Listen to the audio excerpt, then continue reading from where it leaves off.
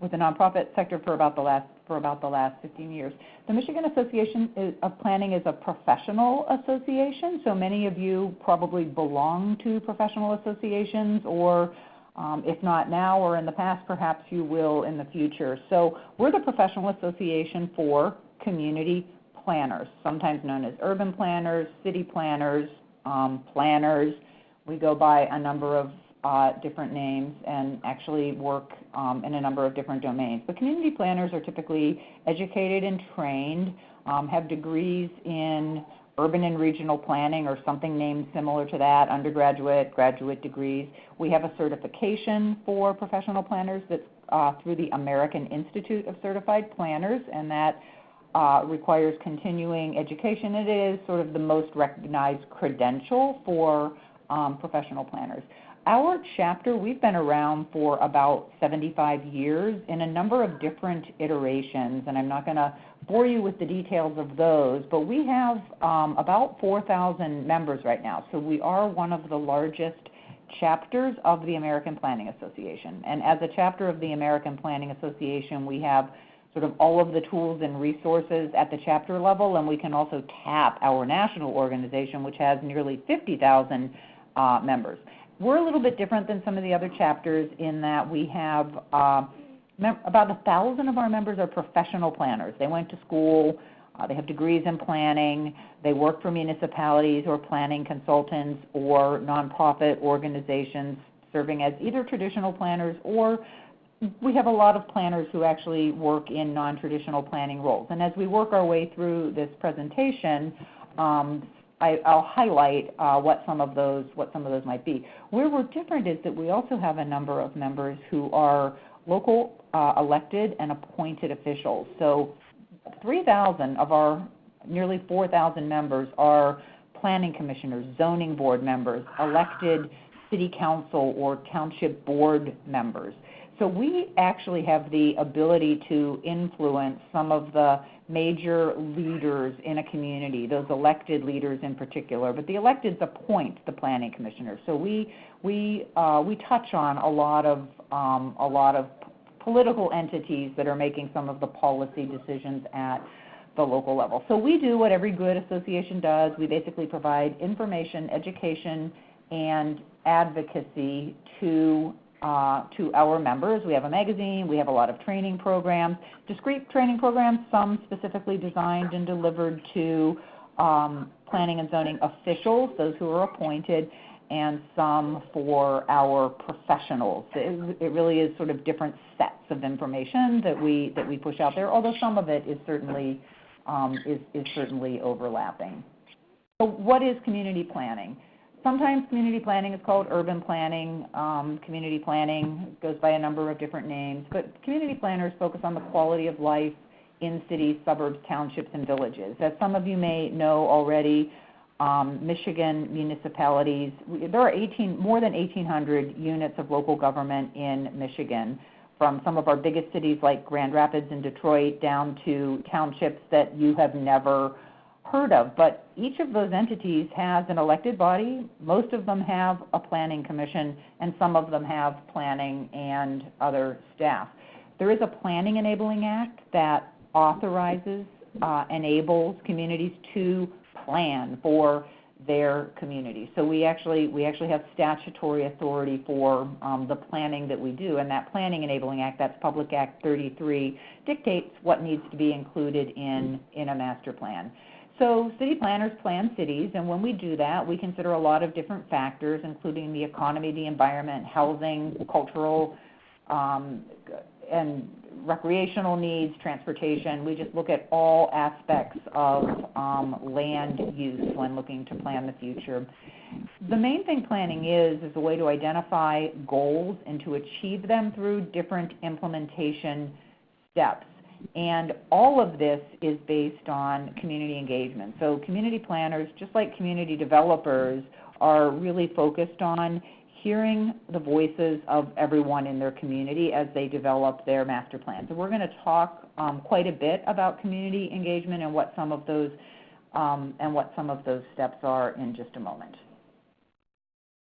So the foundations of planning. So the primary things, and planners do long-range planning and short-range planning. Long-range planning includes primarily the development of the community's master plan, which is a guide for the future development of that community. We also do short-range planning, which typically are the implementation tools that a city planner uses to implement or advance the things that are included in the master plan. So that might be site plan review or zoning ordinance amendments or an affordable housing policy or building a multimodal transportation step. Those are things that are implementing the goals, and they would be identified in the plan. But the 4 or 5 steps that are typically taken in the development of that plan, and creating a master plan takes anywhere from a year to 2 years for a decent-sized community, because there is a lot of work that goes into developing a master plan. So the first thing that a planner does is looks at identifies the problems and the issues that are present in a community. We've all heard of that SWOT process. What are the strengths, weaknesses, opportunities, and threats? It seems sort of trite and overused, but really that is effectively one of the tools that we use very early on in the planning process to identify what's going on in our community. Now, usually community planners, they know their community pretty well, but in order to really broaden the understanding of what those problems and issues are, we do a lot of community engagement and outreach and talking to the residents, the business owners, the anchor institution professionals, just everybody in our community, so that, not everybody, but as many people as we can touch at appropriate times during our community to really help the planner and the community understand what the issues are. We do research and analysis. Often this is done without community engagement. We kind of hunker down and look at what the demographics are in our community. I'll talk a little bit about that in a moment. And then community engagement, we're always looking throughout the planning process to talk to as many people as we can so that we have as much information as we can collect to create a plan that really is a viable plan. Once we've identified the problems, done our research, done community engagement throughout, we, through community engagement efforts, identify the goals, the objectives, and the strategies. The strategies are basically the implementation tools, and some of those include things like the capital improvements plan and other alternative programs that can be implemented to advance and to make those goals happen at the local level. Oh, and it's all based on equity and fairness. One of the things that the Michigan Association of Planning has been doing, and our parent organization, the APA, as well, for a very long time, is teaching planners to really understand that they are planning for everyone in their community and that they have an extra obligation to really reach out, touch, and address the needs of our lower income and more vulnerable populations. And I'll talk a little bit more about that in a moment. So going back to the 4 items on the last slide, I'll just talk in a little bit more detail about the types of, in this case, data that a planner might secure in order to make evidence-based decisions. You know, we know a lot anecdotally about our communities, and that's good. That anecdotal background information is useful, but we also need to get data, because when we're looking at predicting into the future what we want our community to be and what the programs and policies to advance that vision are, they do need to be based at least somewhat on data coupled with that anecdotal information. We need to know what our population looks like. Is it growing? Is it declining? Is the primary majority race changing? Are we moving from a Caucasian to a black community, or from black to Hispanic, right? We kind of need to know what the changing demographics in our community are. What are the housing characteristics? We can get a lot of this information from the census, but there are so many different data sources that community planners can use to get this, but this is all really relevant information that we use to put together that baseline for the plan. Housing characteristics, what is the age? When was it built? What is the typical housing stock? Are they single family, 2 family, multiple family? the income. What is the income of the residents? Do we have high income? Do we have low income? What is the median income? What is the AMI? We really need to know where those income levels fall and where geographically those populations are located in our community, because that can help us identify and really focus programming in those neighborhoods that might need a little extra help. What are the educational attainment levels? So we know in Michigan that we're really falling behind as a state in higher ed attainment levels, and this is really beginning to hurt us in a lot of different ways. It's really important that we know what those educational attainment levels are, because businesses, when they're looking at new places to open new businesses, they're often looking for a certain skill set in an employee, and they want to know if your community has that. What are your unemployment rates? What are your major employers? How many do they employ? What types of employers do they employ? And then looking at existing and future land uses. So every master plan, usually you do through a GIS, Geographic Information Systems scan. You'll look at what all of the existing uses are, and that will help you determine what your future land uses might be. So community engagement is the next thing. You've identified your problems, you have begun to gather the data, and now and throughout the community planning process, you're doing community engagement. So potential stakeholders include neighborhood associations and clubs, CDOs and CDCs, business owners, faith-based, community service, community organizers, anchor institutions, environmental leaders, housing advocates, right?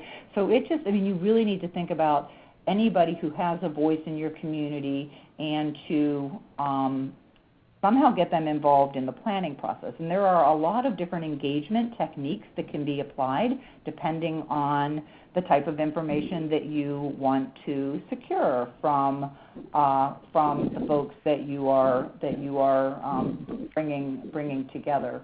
Additional stakeholders, students. We hear a lot as community planners that the voice of youth are not brought into the community planning processes when we're advancing our engagement strategies, but that really it is the youth that hopefully will stay in Michigan or come back to Michigan. But these are the folks. They have a bigger stake, or as big a stake anyone, and their voices can be really helpful when developing a master plan and trying to put the information together. Nonprofits, chambers. Then your own local boards and commissions, your Downtown Development Authority, Planning Commission, Zoning Board, Brownfield Authority, Historic District Commission, and other boards and commissions. These folks, although appointed by the local governing body, the local elected body, they're sometimes just not really even included in the development of a master plan. So it's important to get these folks, who are also key stakeholders in the community, involved. Finance is another one, particularly when you're looking at really helping the investors and the banks understand what the vision for the community is, to make them possibly more inclined to invest in projects that they might not previously thought would be good projects, but when they understand how valuable they might be to placemaking and community building, they just might. And then developers and entrepreneurs.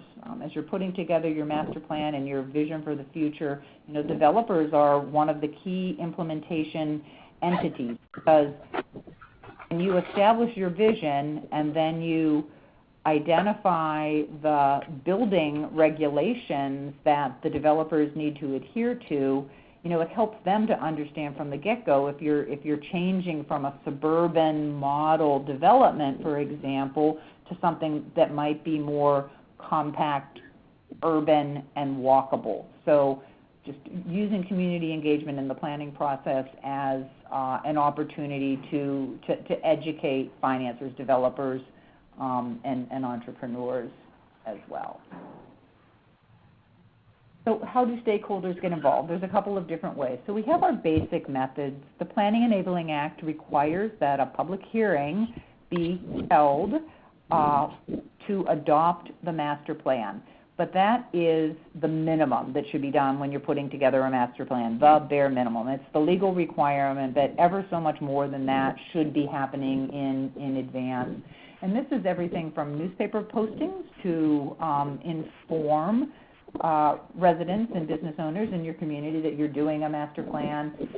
Your master plan probably has a website, so you want to post it on a website or a website developed particularly for that. But again, looking at vulnerable populations, our communities and lower income families that may not have a computer, that can't be the only way that you do it. And so always thinking really broadly about making sure you are touching everyone in your community. Not everyone with every method, but everyone somehow using a combination of the methods. So postings on the community hall door or the community center door, postcard mailings, announcements at the regular planning commission or council meeting, attachments to water bills. That's always a good way because to get to homeowners at least, not necessarily renters. And local cable notification is another way. But these are considered basic methods. And then there are more proactive methods, which I think most community planners are using these days. These might be individual mailings, a mailing to either the entire community or a focused mailing to either maybe a neighborhood, geographically based, or a daycare center or child development center where you want to get that voice of youth in. So you just kind of look at where you might want to be focusing and what kind of information you want to get.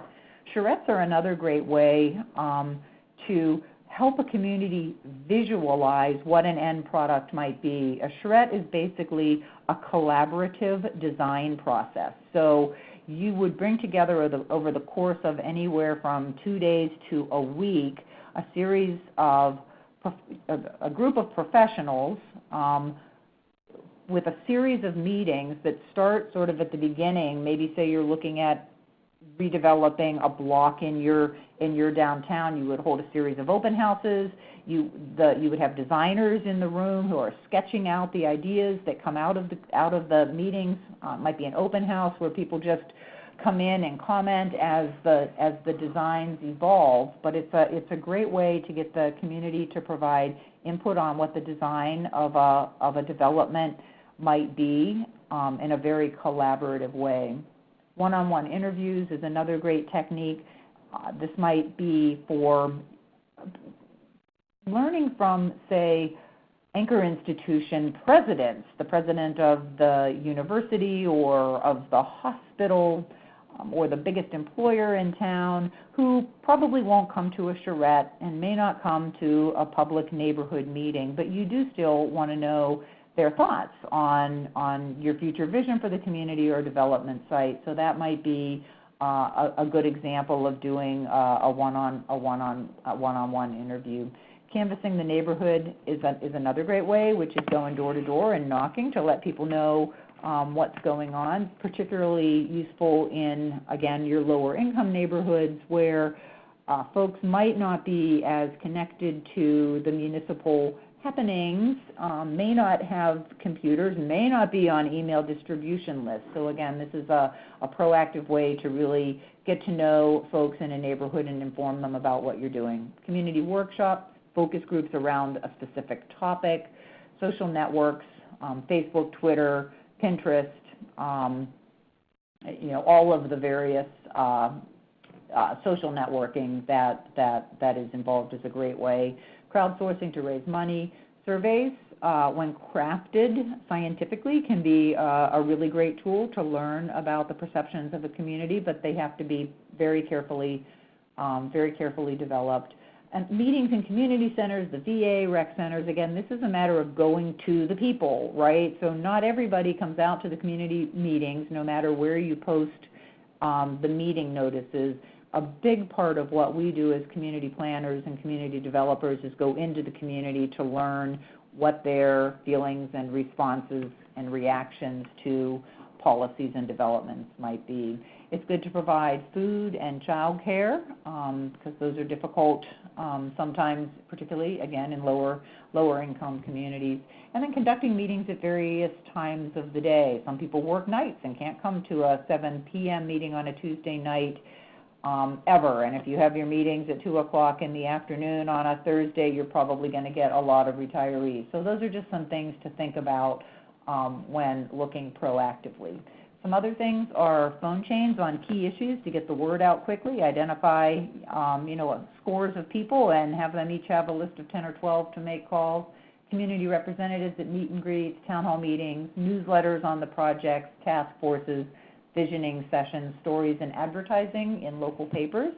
So an interesting thing about the local media that community planners and community developers need to really understand, I think, is that the media can be your friend. What we find as community planners is the reporters come out when there's a lot of people who are up in arms about some big development that's coming into their neighborhood that they may not want. It's great when a community planner can, over the course of months and years, develop a good relationship with the beat reporter. For those that remain, there aren't a lot of them left that come to the town hall meetings to cover planning and zoning anymore, but there are often feature writers who you can befriend and really help to understand on an ongoing basis what you do and why it's valuable to the community, so that they don't come out so that when they do come out to meetings, they sort of have both sides of the story. And then just posters, local, cable, public service announcements, and things like that.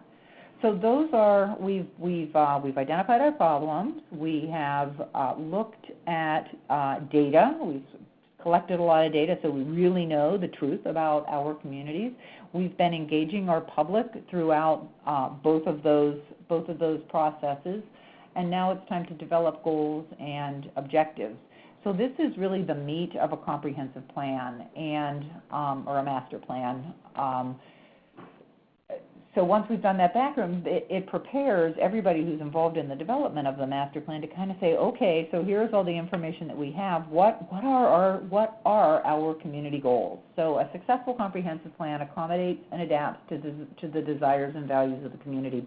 It is not the responsibility of a community planner to listen to what folks say at any of these community engagement opportunities that we've created over the course of the development of the plan so far, and to just regurgitate that into the plan. It's more the community planner's responsibility to balance their education and expertise and experience with planning, and to help community members understand why sometimes what they really want isn't necessarily a good thing for the community. So being a community planner and a community developer is often, it's a really fine line, because it isn't just because you come to a community meeting and say this is what I want, that doesn't mean that is what you get. It's a balancing and a negotiation always, but the process allows adaptation to the desires and values of that community, so that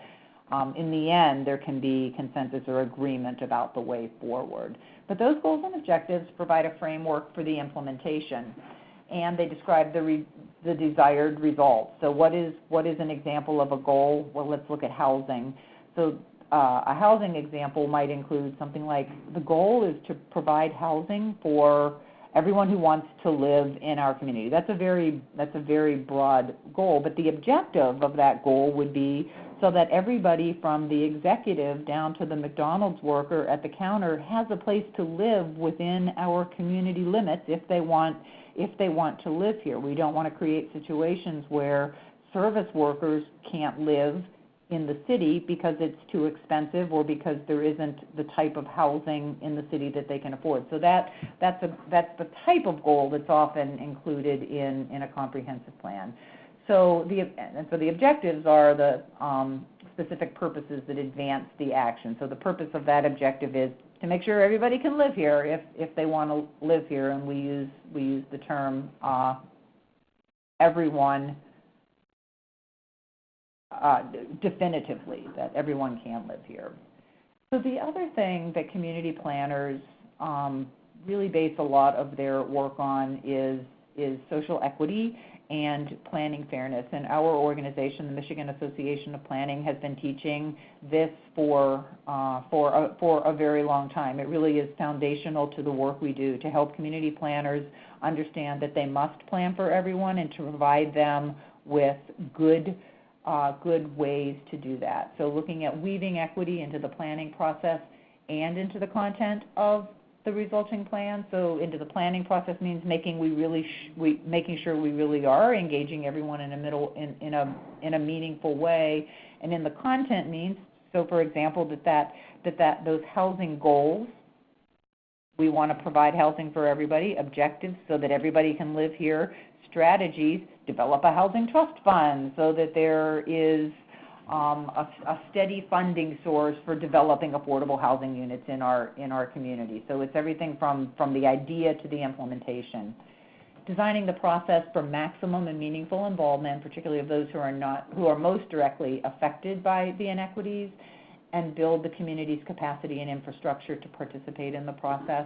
So here, one of the things, I don't know if any of you have read the book yet, The Color of Law, or if you have heard of it. Richard Rothstein is the author, and there are many, many books out recently. I'm happy to actually provide a reading list if anyone is interested to kind of look at this connection between equity and planning. But, you know, it isn't just zoning, but many of our communities really post-Jim Crow and during the major post-World War II development, you know, created a lot of zoning ordinances that only allowed single-family uses that basically precluded blacks from moving into neighborhoods, deed restrictions that precluded blacks from moving into neighborhoods, mortgage barriers where mortgages weren't provided to blacks, period, precluding blacks from home ownership. And all of this means wealth building, because we know that we build our wealth.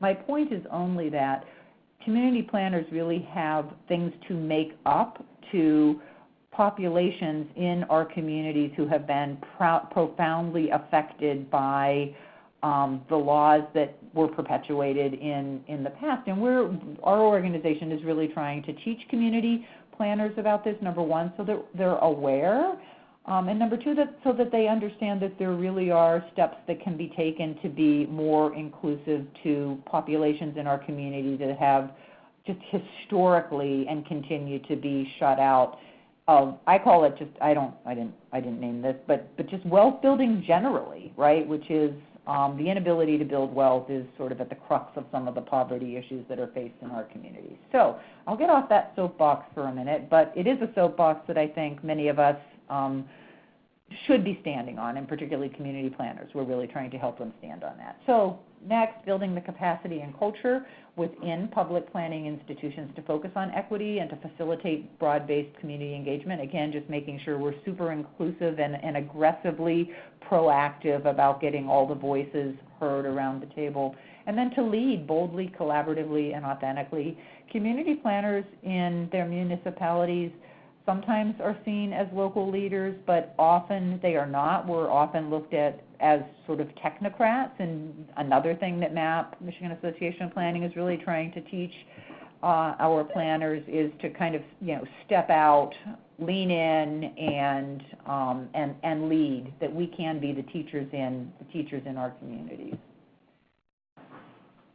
So next is implementation. We kind of have the base of our master plan together. We've done our research. We've done our community engagement. We've established a lot of different goals across a lot of different issue areas, and now we implement. Some of the major ways we implement are through the zoning ordinance. So the zoning ordinance consists of a zoning regulations and the zoning map.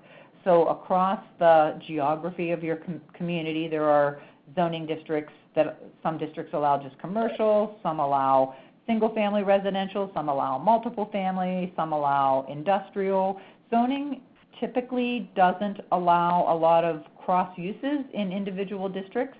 That's sort of an outmoded way of zoning, and many communities are moving beyond that. But the zoning ordinance still can be a really good tool for implementing your master plan. So, for example, if you have determined in your community that you have a large number of lower income residents, but you don't have enough affordable housing for them, you're going to want to look at, do you have enough do you have enough land that's zoned for multiple family or duplexes in your community that would allow for the creation and building of housing, more housing for the type that might be lacking it. Subdivision ordinance, design guidelines, non-motorized plan. So the non-motorized plan is another equitable access tool, since many lower income people cannot necessarily afford an automobile. They're dependent on public transit, but many of our communities in Michigan have rather poor public transit systems. More and more we are seeing active transportation, bike lanes, shared roadways, better bus systems, but compared to, for example, well, Detroit is getting better, but it's still really hard to get people without cars to jobs. So we all need to do better at non-motorized planning and implementing. The CIP is the Capital Improvements Plan. That is a document that kind of is the bridge between the master plan and all of these recommendations and the budget of the municipality. So the Capital Improvements Plan says, what are the big expenses? Is it land buying? Is it a new park? Is it a new public building that were identified in the master plan and that we need to fund over in our budget? So the CIP is usually a 6-year plan, capital improvements plan. It helps the community to plan for longer-term capital investments. What grants do you need to implement? Tax incentives for developers. We're going to talk a little bit about that in a moment. Site plan and development review, making sure that the vision that you have for the way you want your community to develop is that your site plan and development review requirements are actually going to help you achieve that. So you write your site plan and development review regulations in a way that does that, and affordable housing. Equity audits are another thing that municipalities are beginning to do, not as much in Michigan yet. MAP is working with our social equity committee right now to develop an equity audit tool to help communities evaluate their master plan and other local policies to determine what barriers to equity are embedded in their plans and to help them identify ways to fix those. We expect that to be launched in early 2019. So the intersection of planning, community development, and placemaking. So it all intersects around creating quality places, and there are just a lot of ways the community developers, economic developers, and planners work together to achieve that quality community. Placemaking is something that's come up, and I'm sure you guys have heard about it, it's really been lifted up in about the last decade here in Michigan through our Michigan State Housing Development Authority and our Michigan Municipal League, who started an initiative called the Sense of Place Council, which a whole bunch of projects have come out of to really help communities recognize the things that need to be put in place to create competitive communities where businesses and new residents want to come. So I'll talk a little bit more about that as we move on. So you all are familiar with this. This is the Community and Economic Development Association of Michigan's kind of policy statement, and it goes over, it identifies and provides context to 10 different issue areas here, which all align perfectly with much of the policies that the Michigan Association of Planning has. So there's just complete synergy around what community developers and planners do. But really what we all want are vibrant, prosperous, equitable, inclusive communities in the end. So I'm going to just kind of make connections now between some of those items in the CDEM policy priorities and look at how community planners and community developers work together to make those things happen, where planning and community development align. So arts and culture was the first one on your list, and the value of arts and culture planning, and many communities do actual planning, just like a master plan for arts and culture. But the value is it can revitalize neighborhoods, improve public safety, define community identity and sense of place, attract the creative class, expand access to the arts, and create and nurture local artists. So some of the first steps in planning are to look at your local community and define what arts and culture means in your community. It might be tied to an indigenous population or the founding of your community, or any number of things. Maybe there's already public art that's been around for a long time that is defining of the character of your community. So you'd identify, inventory, and understand the local arts and culture community and assess the strengths and weaknesses and gaps in the fabric of the local arts landscape. Communities, we look at places like the city of Ann Arbor, which has, it's not the city's initiative, but the annual art fair, which is this week, as a matter of fact, and Art Prize, for example, in Grand Rapids. So those are two enormous art festivals that attract hundreds and hundreds of thousands. But it is a great way to bring attention to your community, to the arts in your community, to outsiders, bringing into your community, and for economic development purposes and tourism. But there are literally hundreds of small community art festivals across Michigan every year. The competition is actually pretty keen in the summers as communities pit each other against that. But those are a great economic development tool. Housing is just really kind of at the center of anything we talk about when we're talking community development, planning, and placemaking. MAP has policies on pretty much all of those same 10 aspects, 12 aspects that the CEDAM graphic identified earlier, but I pulled some excerpts from our housing policy, which sort of drives the housing work that we do at MAP. Our housing policy is probably 6 pages long, but some of the key statements include prioritizing development of dense housing in core communities with access to employment, goods, and services. So this speaks directly to equitable access. As I'm going to talk about this in another slide, but just as we look at the sprawl development patterns that have been prevalent across the United States, certainly in Michigan, those types of developments just put everyone further and further from shopping, from jobs, from school, from entertainment, from recreation, right? You have to drive everywhere you go, and if everybody doesn't have a car, it's a really bad way to design your community. So when we're looking at prioritizing dense housing in core communities, what we mean is, if you look at the missing middle housing graphic right there, it means putting different densities and different housing types in close proximity to the downtown.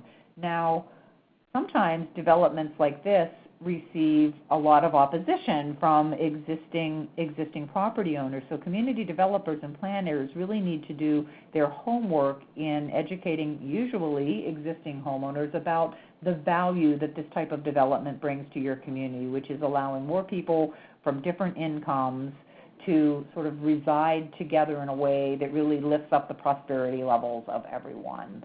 So another statement, housing must serve all members of the community. Again, this is from, what are we doing with our homeless populations all the way up to the biggest estates from, the presidents of the biggest companies. Every community doesn't have to provide every housing type, but we do need to provide more of most in all of our communities.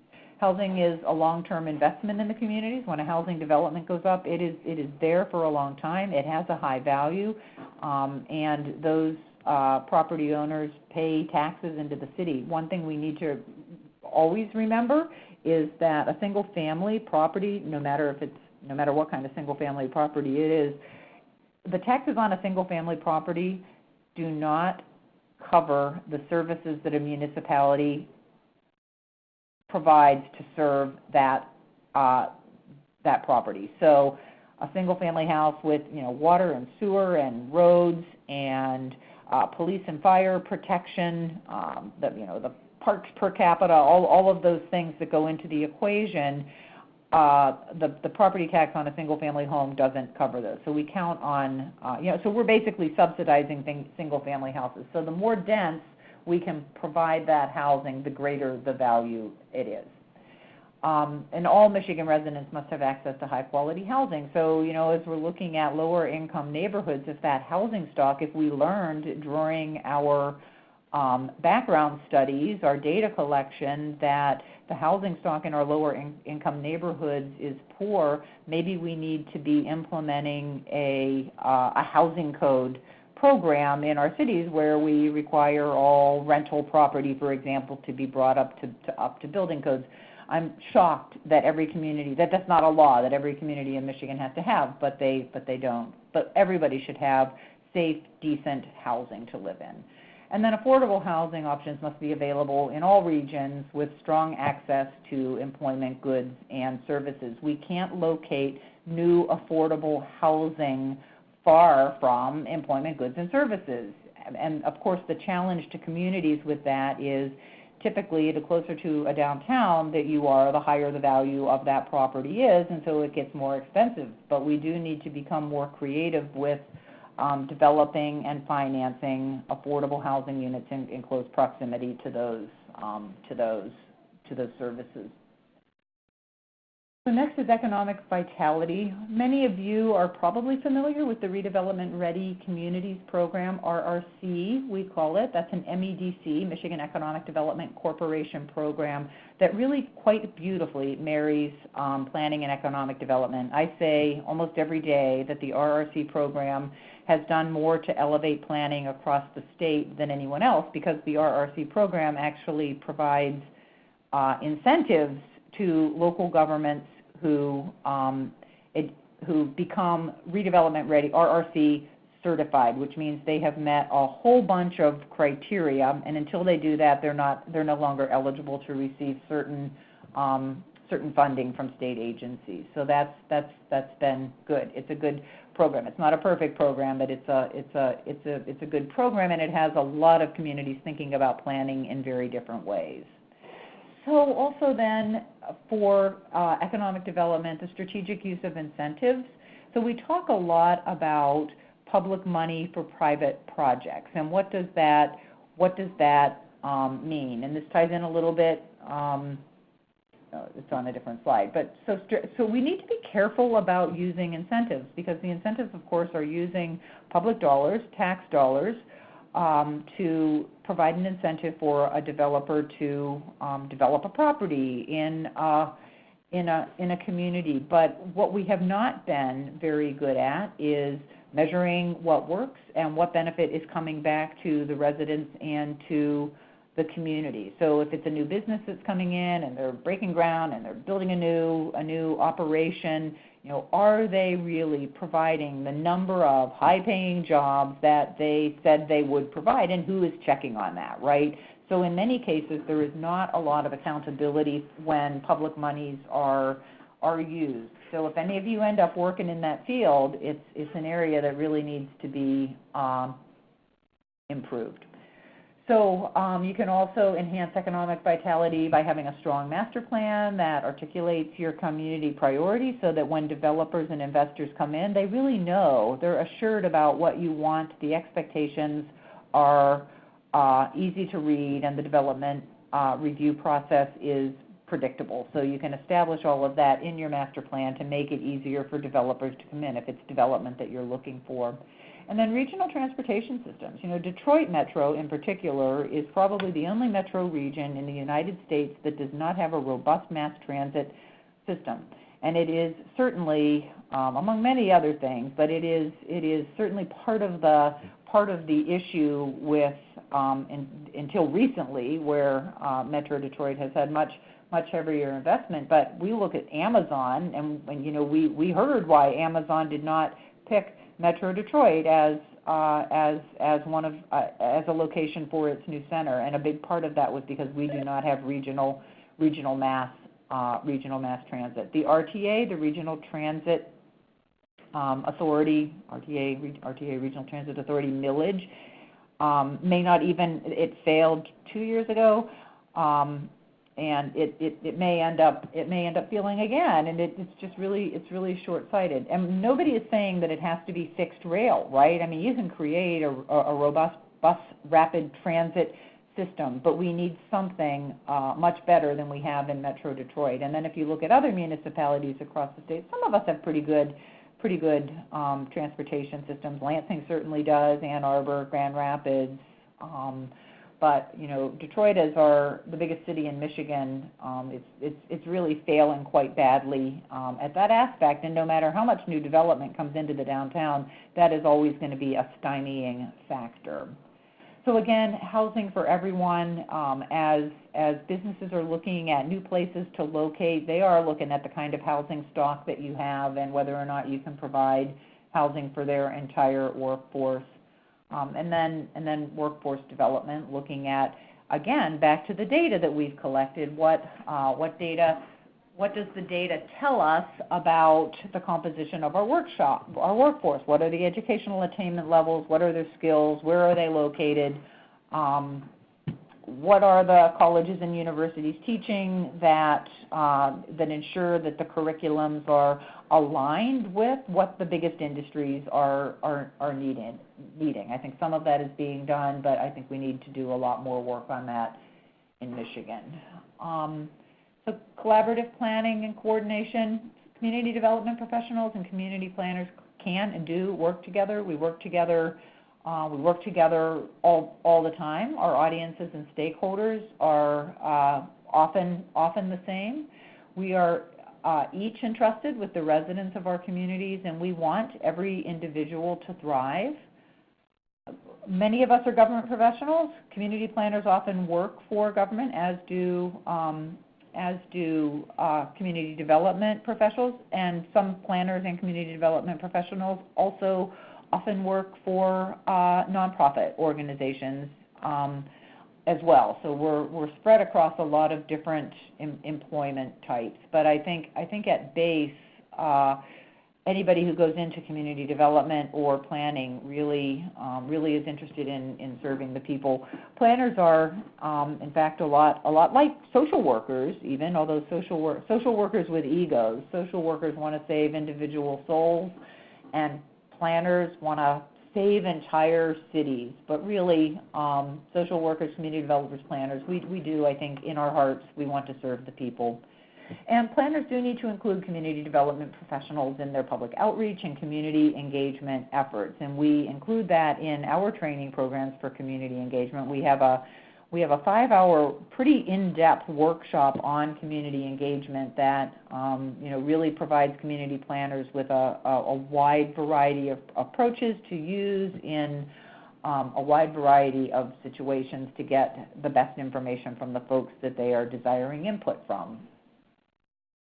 Education is another aspect. So quality education systems are a top priority used by businesses when they're making decisions about where to open a new business, and by residents who are looking at perhaps a new place to live. An individual or a family is going to look at what the educational system, what is Grand Rapids or Ann Arbor's or Lansing, what are the MEAP scores? What are the high school graduation rates? What are the percentage of high school students who go on to college?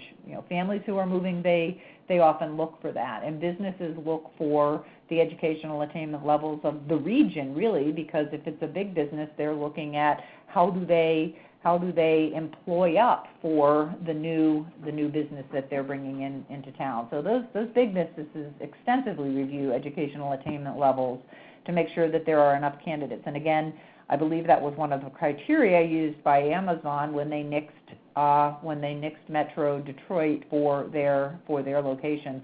And I guess I can't stress enough the importance, really, of educational attainment at all levels, from our local school systems all the way up to our universities and colleges, and how those policies at the state level that include a lot of cuts to education, those policies can really damage the state's credibility and our ability to compete with other states to attract residents and businesses. Financial security. When more people in a community are financially stable, the community thrives.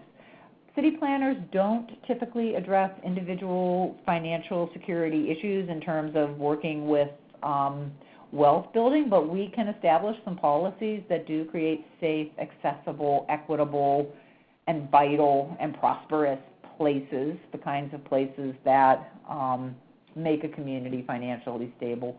But we do work with non-government organizations, schools, anchor institutions, and others to lift up wealth building opportunities, again, by creating the places that are desirable and equitable for everyone who lives there.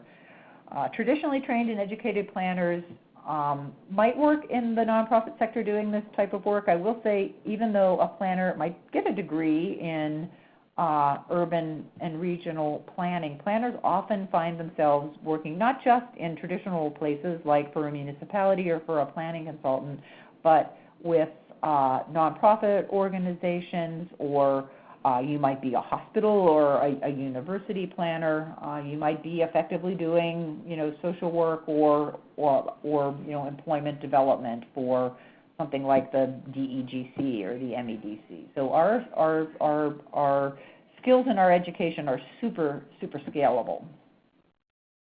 Community building, planners conceive and design, along with residents, business owners, and other local leaders, public spaces that draw people in. We lead community engagement and public input processes for more than just development proposals. We often might help the mayor or a township board member bring residents or businesses together to hash out an issue that's troubling folks. We're good at facilitating and managing crowds and issues. We can help residents envision a better and more inclusive future. Again, always looking to help inform and educate the folks that live, work, and do business in our communities, because there are a lot of connections and a lot of information that people just don't know yet. So we're pretty good at that. And then we collaborate with regional MPOs, metropolitan planning organizations, and other transportation systems engineers so that walkable, bikeable, transit-strong, connected regions can be created. Those are all about community building. Public safety is another area where community planners can focus. CPTED, crime prevention through environmental design, is a process whereby public safety officers, police officers, are involved with the site plan review process. And this drawing on in the lower right shows some of the things that they might be looking at. Are the windows large enough so that there's visibility, pedestrian scale, your landscaping is low enough so that it's not decreasing visibility and everybody can see. So site design and building design, working closely with public safety officials to make sure that the design of our new businesses and new developments are good. That includes landscaping and lighting as well, and again, public safety reviewing site plans. Block clubs and neighborhood watch groups, safe routes to school, broken windows theory, eyes on street. Are you all familiar with the broken windows theory? So this is interesting, and it has sort of taken on new meaning in recent years. So the broken windows theory originally is the theory that if a single window on a block gets broken, you should call the city or call somebody to get that broken window fixed. If you're starting to see people loitering on the street, you should call the police to make sure that isn't happening. So really, while I think initially it may or may not have been a reasonable approach, I think that as time has gone by, the broken windows theory is really proven itself to be a rather racist approach that's part of a gentrification process, right? So I look it up. It's really interesting. But eyes on the street, that is important. Jane Jacobs, who is a pioneering planner from New York City, who is no longer with us, that was sort of the premise of her philosophies is, if you have dense urban places that are packed together and filled with people, you have a lot of eyes on the street and people are looking out for each other in a way that is different than that broken windows theory. Stewardship, we're all sort of responsible for the natural environment, and there are a lot of things that community planners can do. Natural resource preservation can include things like a wetlands ordinance or a forest preservation ordinance, so that when, a tree ordinance, when at the local level, if somebody's coming in to do a greenfield development, a new housing development, say, on an open space that has trees, you can say, oh, you got to save a lot of those trees. You can't just cut them all down. You have to save that wetland. You can't just fill it. So a lot of communities have regulations in place that are natural resource preservation oriented. Ag preservation, as we're looking at urban sprawl and the way development patterns have been happening in the last 50 or 60 years, the image on the top right just shows, you know, a suburban development that is likely sitting on prime ag land. So as our communities grow out rather than up at the central core, we risk losing prime ag land that provides the food to the folks that are living in the community. So we need to pay a lot more attention to what the quality of those soils are before we let new developments be placed on them. Pure Michigan has been a super successful tourism-focused initiative coming out of the state, and it's bringing in just millions of visitors to experience Michigan's outdoors, including a lot of our coastal communities, which means there's a lot of wear and tear on our coastal communities, and we need to protect that. We're seeing more and more houses being built on our coasts, and people want to harden the coasts with retaining walls, and it's just environmentally terrible. So there are protections that we can work on to help that from happening. Urban ag, as some of our major cities, our legacy cities are contracting, land is opening up, and that creates opportunities for urban farms. Environmental contamination and cleanup, there are a lot of federal and state funds to do that, but there are so many contaminated properties out there from a time when we didn't have environmental protection rules that are as good as they are now, and hopefully they will stay as good as they are now. Locational requirements for affordable housing. Again, as we talked a moment ago, we can't just put affordable housing units in the floodplain because that property is less expensive. We need to think more, we need to think better about where we're siting these. And then again, encouraging compact mixed-use development that is going to take up a smaller footprint on our land, therefore enabling us to preserve open spaces. Health is always central to what community planners do. In fact, the health movement is what helped develop planning as a profession. But health includes everything from walkable, bikeable communities that keep our residents active recreation like bikeways and trails that make connections between housing and employment and shopping, access to health care and health insurance, right? So again, the federal policies that really can affect the health of our local residents when we're looking at things like the ACA, which opened up health care to millions of people who theretofore had not possessed it, and now looking at that again being threatened. It's just, again, affecting our vulnerable populations more than anyone. Health, compact mixed-use development, avoiding sprawl-like development patterns so that we can walk and bike to more of the things we need on a daily basis. Access to fresh and healthy food. Every community, it seems nowadays, has a farmer's market and farm stands, making that fresh food accessible to more and more people locally. Whoa, 4 o'clock. The conference has been unmuted.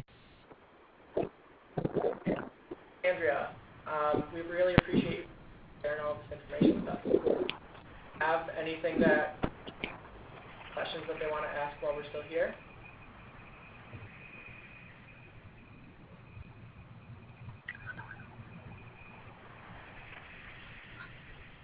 How do we get involved? Thank you. I was going to just say, so my contact information, and I am happy to talk to any of you offline. I'm in Lansing. I know you guys are across the state, but if you're in Ann Arbor, come in and see me. I'm happy to meet you in Lansing for a cup of coffee. I mean, anybody who wants to, look at planning as a profession, or even the work that you're doing now, how you can influence the planning that's going on in the community that you're working on, or how, I'm just super happy to sit down with any or all of you. If anybody wanted to have a little coffee meeting in Lansing, I'd be happy to schedule something like that. Also, the Michigan Association of our national organization, the American Planning Association. Oh, Ryan, I said I was going to do this and I didn't, but maybe a follow-up email can go out.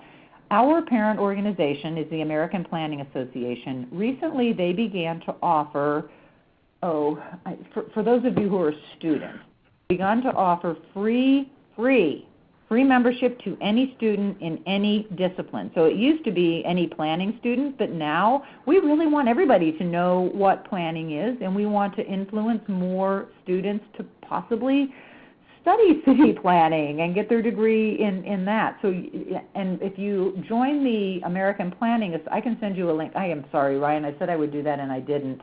But no problem, for any of you that are students, you can join the American Planning Association for free. When you do that, you become a member automatically of the Michigan chapter, and that's my shop. You would then receive our magazine, notification about our events, notification about advocacy or lobbying we're doing if there are bills that are coming up. We have a lot of informal network and learn events across the state. We have one coming up in Holland, Michigan, for example, on July 31. And that's a tour, and then get together and drink afterwards.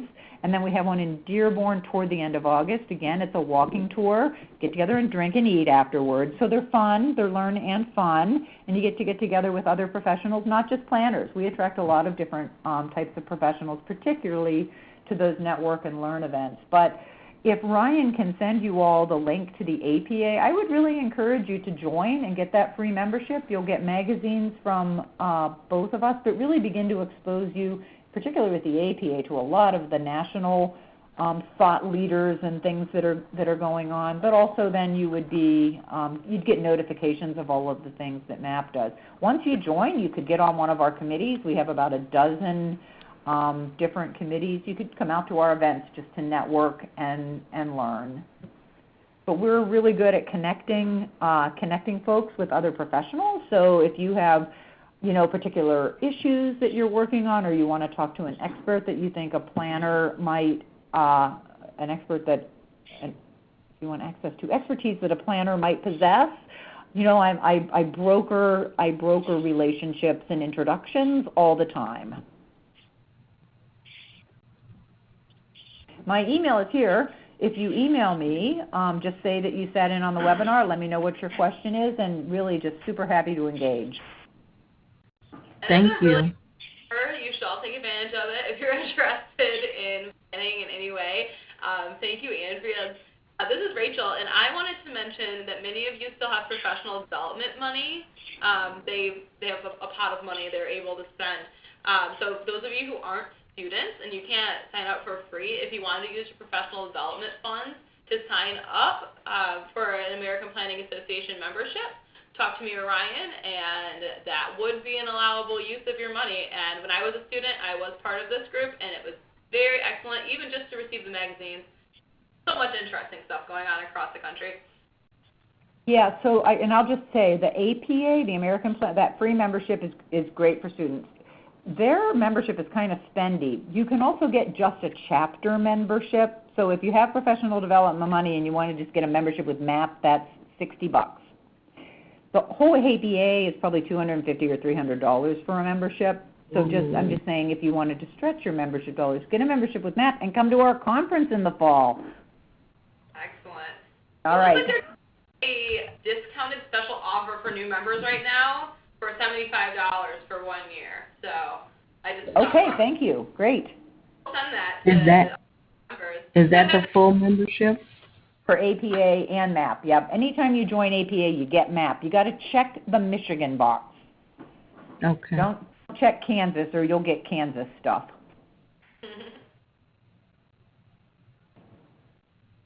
Are there any other questions or thoughts that people have?